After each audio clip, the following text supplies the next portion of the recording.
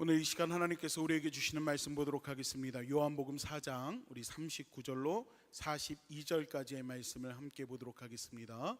요한복음 4장 39절로 42절까지의 말씀 우리 한 목소리로 함께 합독하도록 하겠습니다. 시작.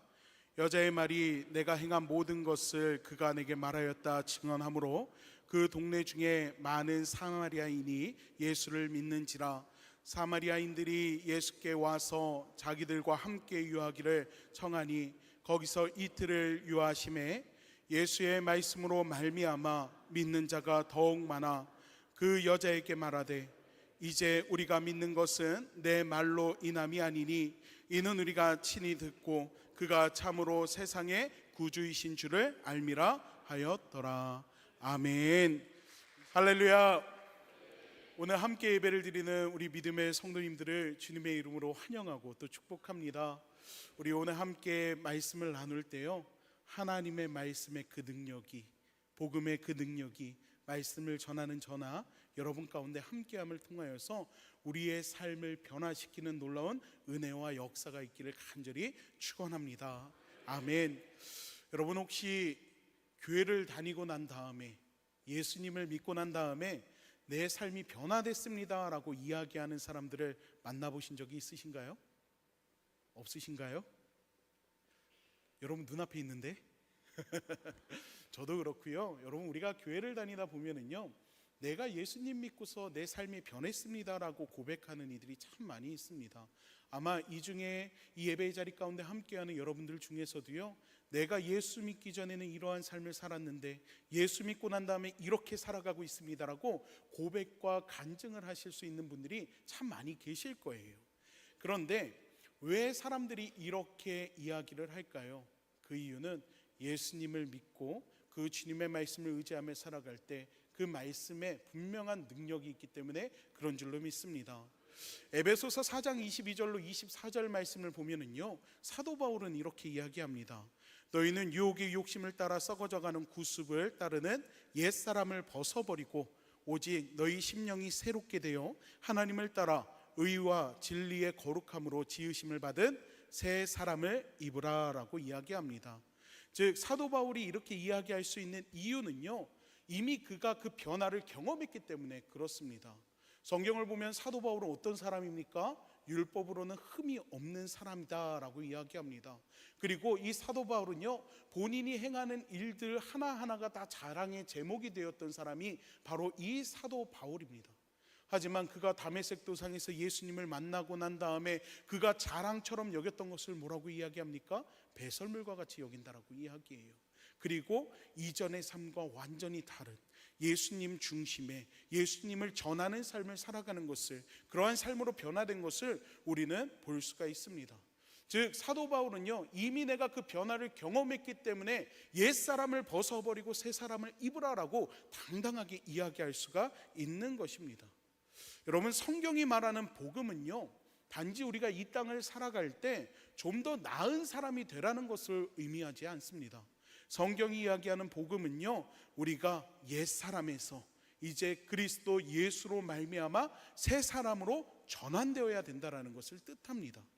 지금까지 내 삶을, 그리고 내 중심으로 생각했던 생각과 정서와 관계와 목적과 삶의 모든 방향성이 예수님을 믿음을 통하여서, 예수님을 믿는 그 믿음의 말씀을 통하여서, 그 진리의 복음을 통하여서 이제는 하나님이 원하시는 삶으로 재정립되는 것을 이야기하고 있다라는 것입니다. 이러한 맥락에서요, 여러분 하나님의 말씀을 직접적으로 체험한 사람들, 그리스도 예수의 복음을 직접적으로 경험한 사람들은요, 반드시 그 삶이 변화될 수밖에 없다라는 것입니다. 그래서 예수 믿고 난 다음에 삶이 변화됐습니다, 이전의 삶이 아니라 이젠 새로운 삶을 살아가고 있습니다라는 믿음의 고백은요, 그 삶의 방향이, 그 신앙의 방향이 하나님께서 원하시는 곳으로 가고 있다는 것을 뜻한다라는 거예요. 그런데 여러분, 우리의 삶을 한번 돌아보면 어떻습니까? 처음에는요, 하나님 말씀대로 내 삶이 변화되는 것처럼 느껴져요. 하나님의 말씀에 순종하고 그 말씀을 따르는 것처럼 생각되어집니다. 하지만 시간이 지나면서 우리의 삶을 다시금 돌이켜보면 우리의 삶이 옛사람의 모습으로 다시금 돌아가고 있는 것을 발견할 때가 너무나도 많이 있습니다. 분명 우리가 복음을 경험하고 하나님의 말씀에 붙들림 바 된 삶을 살아간다면 그 말씀대로 살아가고 그 말씀에서 이야기하는 놀라운 은혜와 축복을 경험하면서 살아가야 하는데, 대부분의 현실은 교회를 다니고 예배를 드리고 기도하고 있지만 여전히 우리는 해결되지 않는 문제 가운데서 고민하고 염려하고 반복되어지는 죄 앞에서 실망하고 정체된 신앙 속에 머물고 있을 때가 너무나도 많이 있다라는 것입니다. 이러한 우리에게 오늘 본문의 말씀은요, 복음이 어떻게 한 사람의 삶을 바꾸고 또 한 공동체를 살리는지를 명확하게 보여주고 있습니다. 사실 우리가 오늘 함께 읽은 이 사마리아 여인에 대한 이야기는요, 누구나 다 알고 있는 내용들이에요. 혹시 사마리아 여인을 예수님께서 찾아가셨던 그 이야기 모르시는 분 계신가요? 처음 듣는 분 계신가요? 아마 한 번쯤은 다 들어보셨을 겁니다. 그런데 여러분, 이 말씀의 내용을 알고 있지만 정작 이 말씀에서 나타나는 상황이나 환경들에 대한 의문점을 가져보신 적이 있으십니까? 왜 이 사마리아 여인은 예수님께서 그저 물을 달라고 이야기하셨을 뿐인데 그렇게 민감하고 냉소적인 반응을 보였을까? 왜 이 여인은 사람들을 피해서 사람들이 없는 정오에 우물가에 물을 길러 왔을까? 왜 이 여인은 예수님이 메시아인 것을 알고 난 다음에 우리가 어디에서 예배 드리는 것이 맞습니까? 라고 얘기를 했을까? 여러분, 혹시 이러한 질문들을 품어보신 적 있으십니까? 혹은 제가 지금 가지고 있었던 말씀들이 이 의문들에 대한 답을 여러분 이야기하실 수 있으십니까? 사실은요, 우리가 성경의 내용을 스토리로 알 때는 참 많이 있어요. 근데 정작 그 성경 속에서 왜 그 사람들이 그러한 행동을 했을까라는 것을 우리가 잘 알지 못하고 넘어갈 때가 있다라는 것입니다. 그럼 어떻게 해야 됩니까? 그 말씀을 이해하기 위해서 당시 시대적 그리고 역사적인 배경을 우리가 좀 더 짚고 넘어갈 필요가 있다라는 거예요. 오늘 함께 말씀을 나누는 여러분은요, 이제 제가 앞에서 드렸던 이 세 가지 질문에 대한 답을 다 하실 수 있게 될 겁니다. 여러분, 우리가 함께 읽지는 않았지만요, 9절 말씀을 보면은요, 이 여인이 예수님을 향해서 이렇게 이야기합니다. 유대인은 사마리아인과 상종하지 아니함이라 라고 이야기하는 모습을 볼 수가 있어요. 여러분, 왜 그럴까요? 여러분, 사실 유대인이나 사마리아인이나 그 뿌리를 쫓아가면은요, 이들은 한 민족입니다. 같은 민족이에요. 그럼에도 불구하고 유대인들이 사마리아인들과 상종하지 않았던 이유는요, 크게 두 가지를 들 수가 있습니다. 첫 번째는요, 종교적인 문제예요. 여러분, 우리가 잘 알다시피 구약 시대에 솔로몬 이후에 나라가 몇 개로 나눠지죠? 두 개. 그렇죠? 어떻게 나눠지죠? 남유다와 북이스라엘. 이렇게 나눠지는 것을 우리가 볼 수가 있습니다. 이 사마리아 사람들은요, 이 북이스라엘 쪽에 속해 있는 사람들이라고 보면 돼요. 그리고 이 북이스라엘이 처음에 이 나라가 분열되고 난 다음에 이 북이스라엘의 초대 왕이 누구였냐면요, 여로보암이라는 왕이었습니다. 그런데 이 여로보암은요, 나라가 분열된 다음에 본인이 꿈꾸는 것이 분명히 있었을 거예요. 나라를 좀 더 이 남유다에서 완전히 별개로 자신이 잘 통치하고 잘 세워진 나라를 꿈꾸었을지도 모릅니다. 근데요, 여기에 문제가 하나가 있어요. 그 문제가 뭐냐?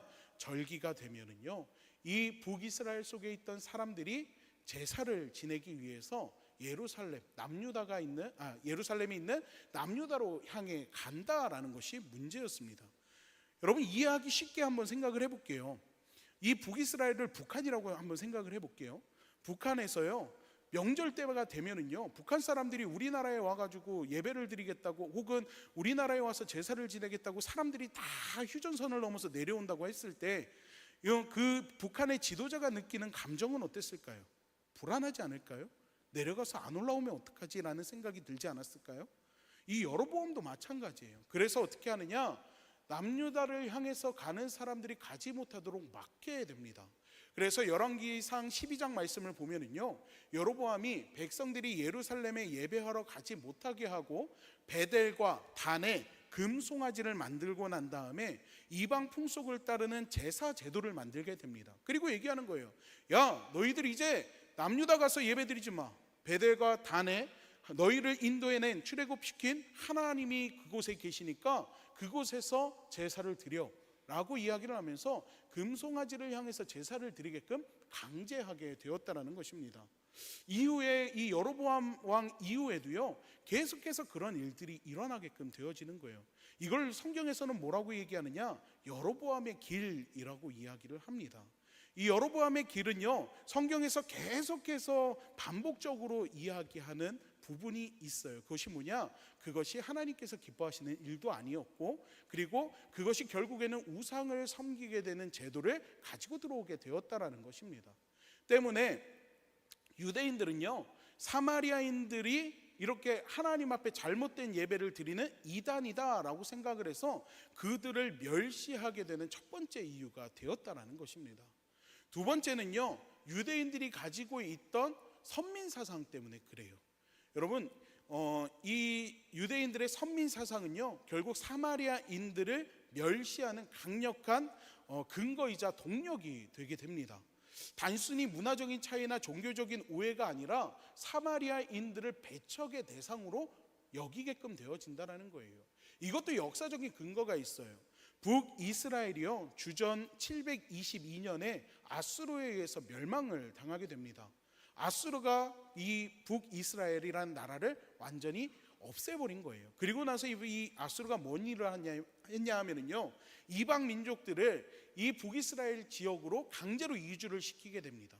그러면서 그곳에 남아있던 이스라엘 민족과 그리고 이방 민족들 가운데서 혼혈아들이 태어나기 시작하는 거예요. 그 혼혈아들이 누구냐? 바로 사마리아인들이라는 것입니다. 그러다 보니까 이 유대인들 입장에서는요, 사마리아인들이 더 이상 같은 민족이 아닌 민족의 순수성을 잃어버린 자들로 여기게끔 되어진다라는 거예요. 더 자세하게 이야기하면요, 그들은 하나님께서 우리를 택하셨어, 우리는 특별한 사람들이야 라는 그 생각을 저버린 사람들로서 생각하고 이해하고 있다라는 것입니다. 그러다 보니까 이들은요, 다른 이방 사람들보다도 더 사마리아인들을 배척하고 적대하고 멸시하게 되었다라는 것입니다.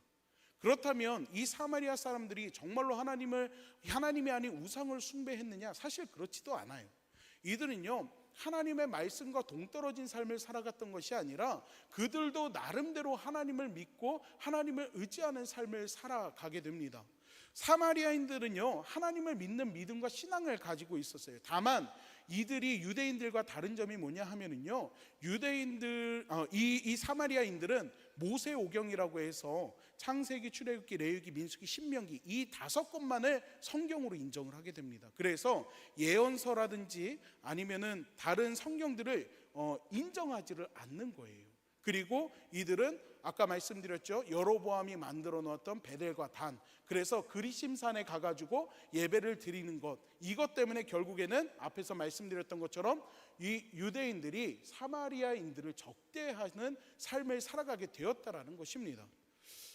근데 여러분, 우리가 성경을 보면은요, 이 사마리아 여인의 이야기를 보면은요, 이 여인이 예수님과 대화하는 장면이 있거든요. 근데 그 장면을 보면 이 여인이 예수님에 대해서 뭐라고 이야기하느냐, 메시아 곧 그리스도라 하는 이가 오실 줄을 내가 아노니라고 말하는 것을 볼 수가 있어요. 즉 이들은요, 분명 유대인들과 동일한 메시아 사상을 가지고 오실 메시아를 기다리고 있었다라는 것입니다. 그런데 문제는 뭐냐, 유대인과 사마리아인들 사이에는 분명한 사회적인 지위가 있었다라는 거예요. 여러분, 유대인이 높았을까요? 사마리아인들이 높았을까요? 당연히 유대인들이 높았겠죠. 유대인들의 사회적 지위, 종교적 지위가 더 높은 곳에 있다 보니까 이 사마리아 사람들은요, 사회적으로, 종교적으로 멸시를 당할 수밖에 없는 상황이었다라는 것입니다. 그런데 이러한 상황에서 예수님께서 사마리아 땅에 들어와 계세요. 이 여인의 입장에서 보면은요, 저 유대인이 왜 여기에 들어와 있지라고 의아해할 수밖에 없는 상황이라는 거예요. 더 의아한 건 뭐예요? 이 사람이 자기를 멸시하는 것이 보통의 반응인데 자기에게 와가지고 물을 달라고 이야기를 합니다. 그러니까 그거는 본인이 상상할 수도 없는 일이에요. 그러다 보니까 여인의 입장에서는 이 사람이 나를 농락하려고 하나? 이 사람이 왜 나에게 말을 걸고 나에게 물을 달라고 하지? 라고 오해할 수밖에 없는 상황이었다라는 것입니다. 이게 그때 당시에 사마리아인들이 가지고 있던 사회적인 그리고 문화적인 배경이라는 거예요. 그런데 여러분, 우리가 성경을 통해서 분명하게 알 수 있는 게 무엇이냐 하면은요, 이 이상한 일을 예수님께서 직접 결정하셨다라는 것입니다. 여러분, 4절 말씀을 보면은요, 사마리아를 통과하여야 하겠는지다라고 기록하고 있는 것을 볼 수가 있어요. 여기서 뭐뭐 하여야 하겠는지라라는 말을요, 헬라어로 뭐라고 얘기하냐, 에데이라는 단어가 사용이 되는데요, 이는 단순한 우연이나 아니면 편의적인 선택이 아니라 하나님의 뜻을 따라서 필연적으로 그 길에 가야 한다라는 것을 뜻합니다. 즉, 예수님께서 사마리아에 들어가신 것은 사마리아 여인과 그곳에 있는 사람들을 만나려는 의도적인 계획이었다라는 거예요. 그래서 예수님께서 들어가게 되었다라는 것입니다. 당시 유대인들의 시선으로는 사마리아 땅은 부정한 땅이었고, 그래서 사마리아 땅에 들어가려고 하지도 아니하고, 또 그 땅에 살고 있는 사마리아인들은 혼혈민족이자 종교적인 이단이라고 생각을 하고 있었는데, 그렇게밖에 바라보지 않았는데, 예수님은 어떻다는 거예요? 예수님의 입장에서는 그들 역시 사랑의 대상이었고 구원의 대상이었다라는 것입니다. 그래서 예수님께서 직접 사마리아 땅에 들어가셔서 말씀을 가르치심으로 복음을 전하게 된 것입니다. 이러한 맥락 속에서 예수님께서 우리에게 주신 지상 명령이 있죠. 예루살렘과 온 유대와 사마리아 땅끝까지 이르러 내 증인이 되리라. 여기에 사마리아가 그래서 들어가게 되었다라는 것입니다. 저는요, 자격증 공부를 참 좋아합니다. 그래서 참 특히 상담 쪽 자격증을 참 좋아해가지고 공부를 해요. 요즘 제가 공부하는 게 뭐냐면 트라우마에 대한 공부를 하고 있거든요. 근데 이 트라우마에 대한 이 공부를 하면서 새롭게 알게 되는 내용들이 있습니다. 여러분, 트라우마는요, 우리가 주로 이제 많이 이야기하고 사용을 하니까 익숙한 단어가 됐지만, 사실 이 트라우마라는 단어는요, 의학 용어예요. 심리학적 전문 용어입니다. 그런데 이 트라우마를 공부하면서 알게 된 것이 뭐냐면요, 첫 번째는 사람은 누구나 트라우마가 있다라는 사실이에요. 정도의 차이가 있어서 그렇지, 심한 사람들은 막 PTSD라고 해가지고 외상 후 스트레스 장애가 나타나고 공황 장애가 일어나고 대인기피증이 일어나고 이런 모습들로 나타나지만, 그렇게 중증이 아닌 사람들도 많이 있다라는 거예요. 여러분, 저는 트라우마가 있을까요, 없을까요? 뭐가 있을까요? 저는요, 운전할 때 큰 차 뒤를 따라가다가 자동차 앞유리가 2번 깨졌어요. 그래서 큰 차 뒤에 따라가는 것을 굉장히 싫어합니다. 언젠가 돌이 또 날아올 것 같은 그런 느낌이 들어서 앞에 큰 차가 있으면 큰 차를 추월을 하거나 차선을 변경하거나 아니면 멀찍이 떨어져서 그냥 쫓아가요. 제가 가지고 있는 트라우마는 그렇습니다. 어떤 분들은 자동차 사고가 났던 분들은 반대편에서 나한테 혹시 저 차가 넘어오지 않을까라는 그런 트라우마를 가지고 살아가는 분들도 있다라고 이야기를 하더라고요. 어쨌거나 누구나 그 트라우마를 가지고 있다라는 사실이고요. 그리고 또 한 가지는 우리가 생각할 때 트라우마는 어떤 특별한 사건이 있거나 재난적인 상황 속에서 우리에게 생긴다라고 생각을 하거든요. 예를 들어서 전쟁에 참여했던 사람들이 큰 소리를 들으면은 공황장애에 빠진다든지 이렇게 생각을 하는데, 사실 이 트라우마는요, 사회적인 문화나 규범이나 아니면 그런 환경에 의해서도 생길 수가 있다라고 이야기를 하더라고요. 예를 들면 살인이 죄가 아닌 그러니까 야만인 원시 부족들을 놓고 보면 그들은 사람을 죽이는 것에 대한 죄책감이 없을 거예요. 그런데 우리는 어떻습니까? 누군가를 죽이거나 해하게 되면 우리는 죄책감을 느끼게 되잖아요. 이러한 트라우마들이 그런 문화나 규범에 의해서도 생길 수가 있다라는 것입니다. 갑자기 왜 트라우마 이야기를 하느냐? 제가 성경을 읽으면서 오늘 본문 속에 등장하는 이 사마리아 여인도 어쩌면 트라우마적인 부분을 가지고 있을 수 있겠다라는 생각을 하게 됐어요. 왜냐? 여러분, 성경을 보면은요, 이 여인은요, 사람들이 전혀 없는 제6시, 우리나라 시간으로 따지면 정오의 우물가에 사람들을 피해서 물을 길러 나오거든요. 왜 그럴까요? 사람들에 대한 분명한 상처가 있기 때문일 거라는 것을 유축해 볼 수가 있어요. 왜냐? 성경에 보면 예수님께서 이 여인에게 내 남편이 5이 있었다라고 이야기하는 모습을 볼 수가 있거든요. 당시 문화로 볼 때 남편이 5이 있었다라는 것은요, 이 여성이 남편에게 버림을 받았거나 아니면 사별을 했거나 아니면 생존을 위해서 다른 남자를 선택했을 것으로 유추할 수가 있다라는 거예요.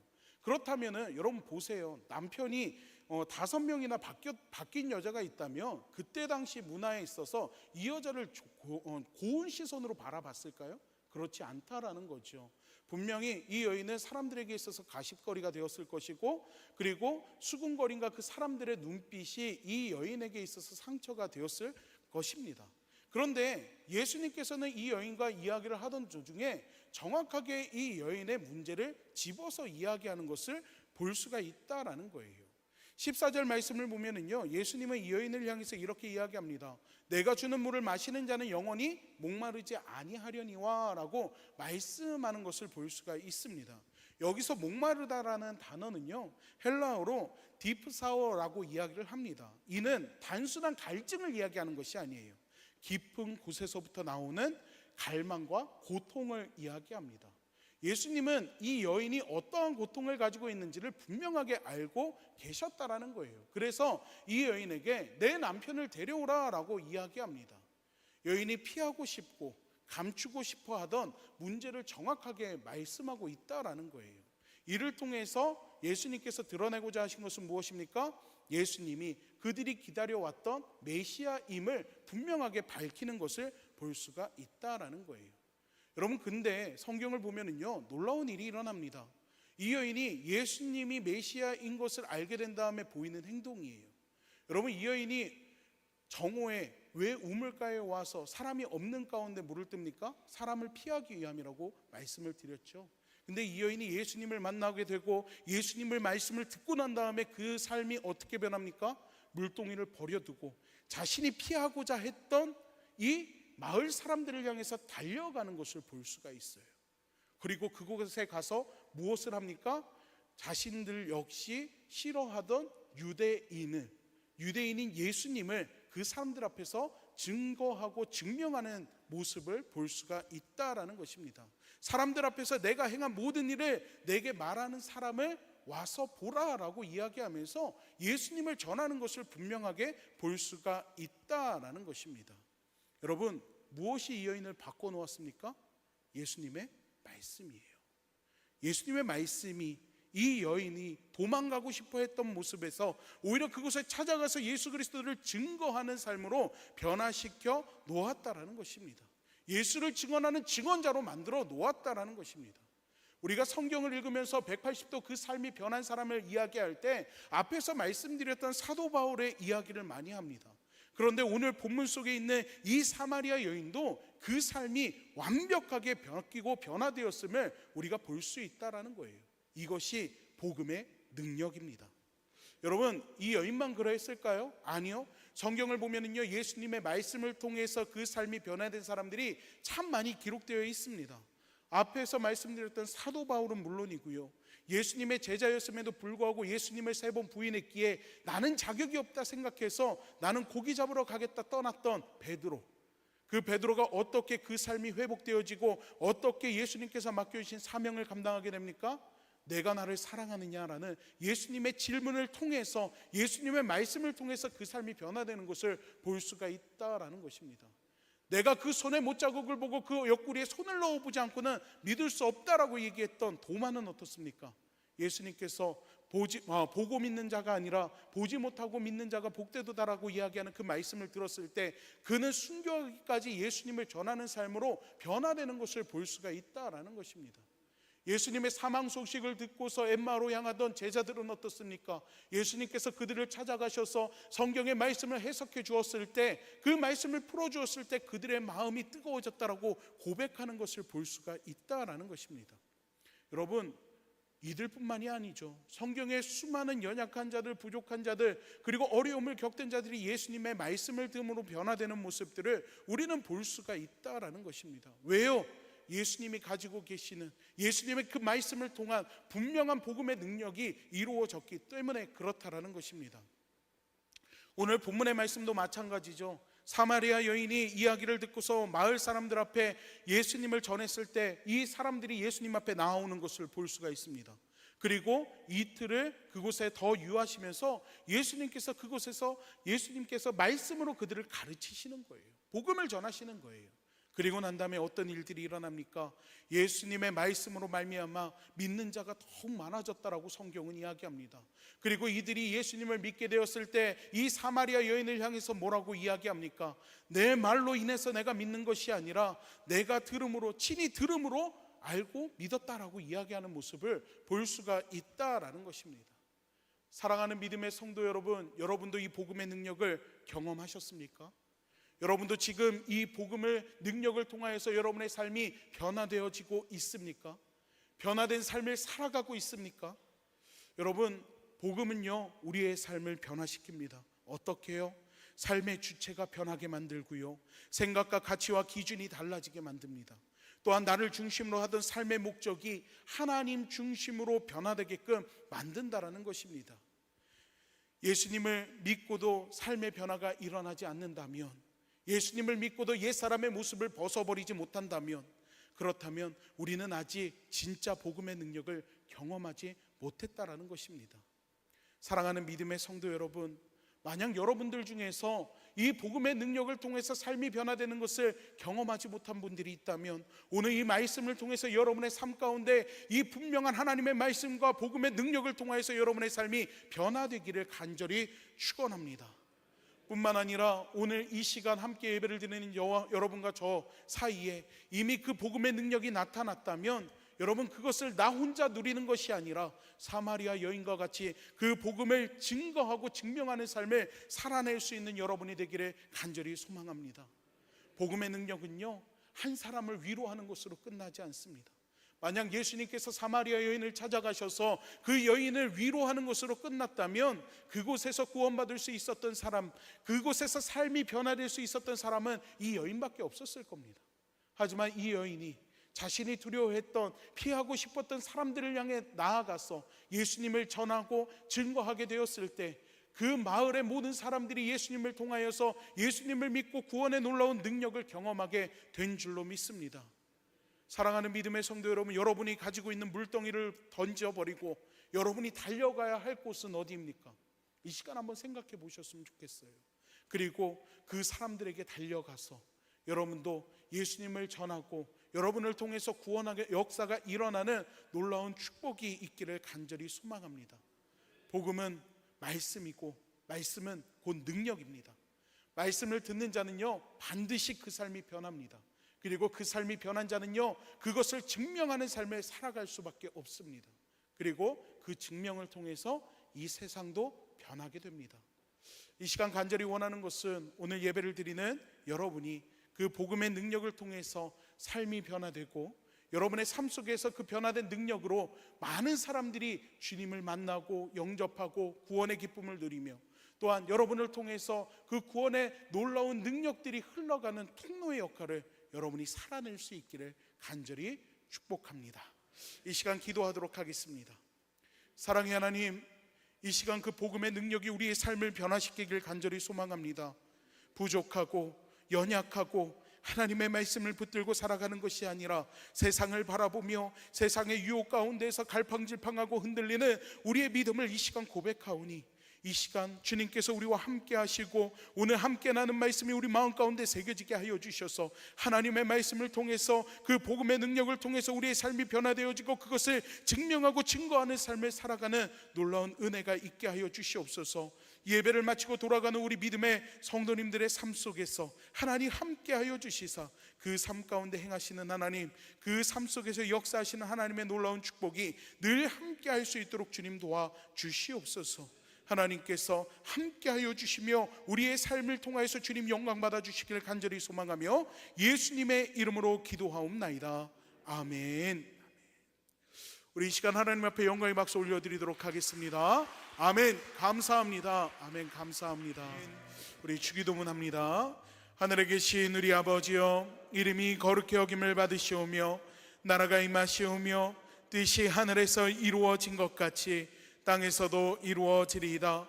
오늘 우리에게 일용할 양식을 주시옵고 우리가 우리에게 죄 지은 자를 사하여 준 것 같이 우리 죄를 사하여 주시옵고 우리를 시험에 들게 하지 마시옵고 다만 악에서 구하시옵소서. 나라와 권세와 영광이 아버지께 영원히 있사옵나이다. 아멘.